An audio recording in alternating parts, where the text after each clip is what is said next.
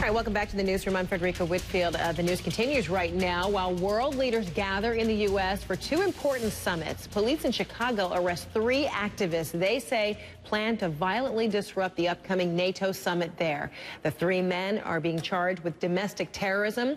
Their bail has been set at $1.5 million each.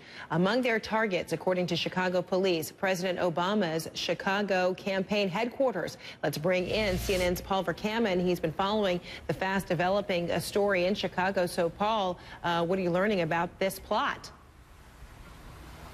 Well, Frederica, serious charges leveled here in a Chicago courthouse today. Among other things, conspiracy to commit terrorist acts they're charged with, possessing explosives. And along these lines, they suggested that these young men were planning these attacks on not only Obama's campaign headquarters, but also Mayor Rahm Emanuel's residence, some financial targets and police stations. And part of this was going to be a diversion so they could carry out other terrorist acts. Listen to what the prosecutors had to say. Specifically, plans were made to destroy police cars and attack 4 Chicago Police Department stations with destructive devices in an effort to undermine the police response to the conspirators' other planned actions in the NATO summit.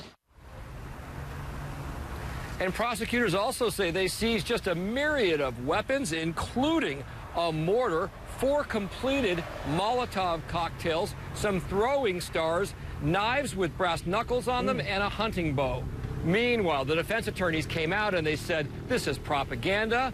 Basically, these men were infiltrated by undercover agents, and they said this was all one big scam by the police.